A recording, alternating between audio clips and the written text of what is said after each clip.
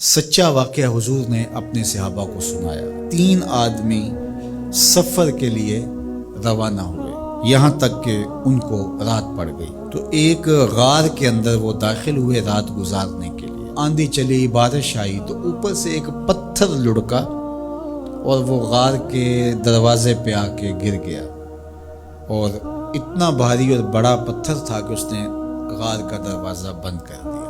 انہوں نے آپس میں بات کی اور کہا، تم اس غار میں پھنس گئے ہو، اب یہاں سے نکل نہیں سکتے مگر یہ کہ تمہارے وہ عمل جو محض اللہ کی رضا کے لیے تم نے کیے ہیں، ان اعمال کا وسیلہ دے کے اللہ سے دعا مانگو۔ ان میں سے ایک آدمی نے کہا، اللہ میرے ماں باپ بوڑھے تھے اور میں جب بھی بکریاں چرا کر کے آتا تو میں دودھ دو کر کے سب سے پہلے اپنی ماں کو اور اپنے باپ کو پیش کرتا۔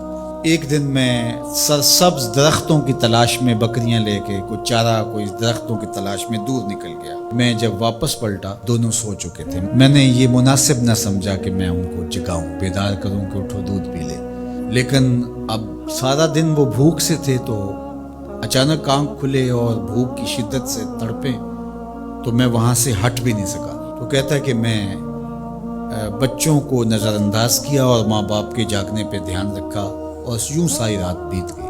میرے ماں باپ فجر کے وقت جب اٹھے وہ دودھ ان کو پیش کیا۔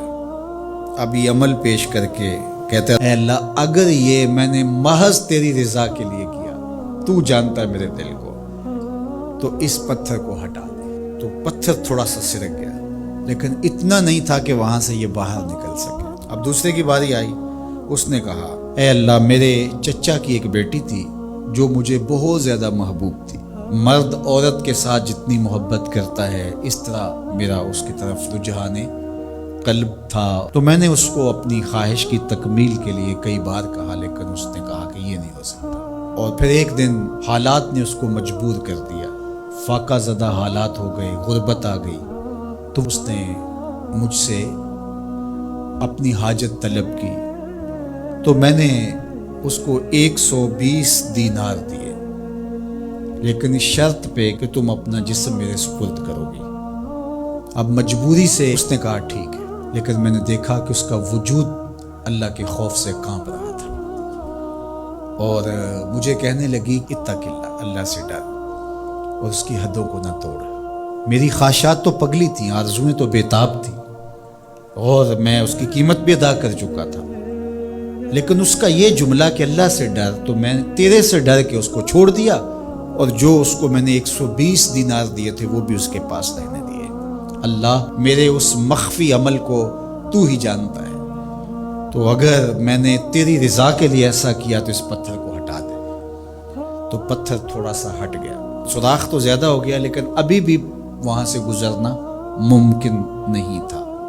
اب تیسرے نے کہا، اے اللہ میں مزدوروں سے کام لے رہا تھا اور ان کی مزدوری میں نے دے دی، ایک مزدور بتائے بغیر چلا گیا، تو میں نے کیا کیا کہ اس کے مزدوری کے پیسے کاروبار میں لگا دیے۔ کاروبار میں برکت ہوئی اور بہت زیادہ وہ کاروبار جو اس کی مزدوری سے شروع کیا گیا تھا پھیل گیا۔ تھوڑی سی مزدوری تھی لیکن کاروبار بہت پھیل گیا۔ اب میں اس کے اندر کچھ ایک آنا ٹگا نہیں لیا۔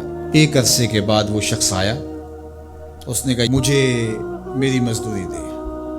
تو میں نے کہا یہ بکریاں، یہ بھیڑیں، یہ اونٹ، یہ غلام، یہ نوکر چاکر، یہ سب کچھ ہے، یہ تیری مزدوری ہے۔ تو اس نے کہا میرے ساتھ مذاق نہ کر، وہ میں تو مزدوری کے وہ چند جو لینے آیا ہوں اور آپ کہتے ہیں یہ سب کچھ تیرا ہے۔ تو اس نے ساری صورتحال بتائی، تو اس نے وہ ساری بکریاں، وہ سارے اونٹ، ساری گائے اور سارے غلام ہانکے اور چل دیا۔ کہا اے اللہ اگر یہ عمل میں نے تجھے راضی کرنے کے لیے کیا تھا تو پتھر کو ہٹا دے۔ تو حضور نے فرمایا وہ پتھر ہٹ گیا اور یہ چلتے ہوئے باہر آ گئے۔ جب اللہ کی رضا کے لیے کام کیے تو مشکلوں سے نکلنے کے راستے ملتے۔ ایک روایت میں آتا ہے جو آسانی کے وقت اللہ کو فراموش نہیں کرتا، اوکھے ویلے اللہ اس کو فراموش نہیں کرتا۔ ہم تو کسی مصیبت میں پھنسے تو چالاکیاں کرتے ہیں، کوئی چالاکی، کوئی مکر کہ اس سے نکلیں۔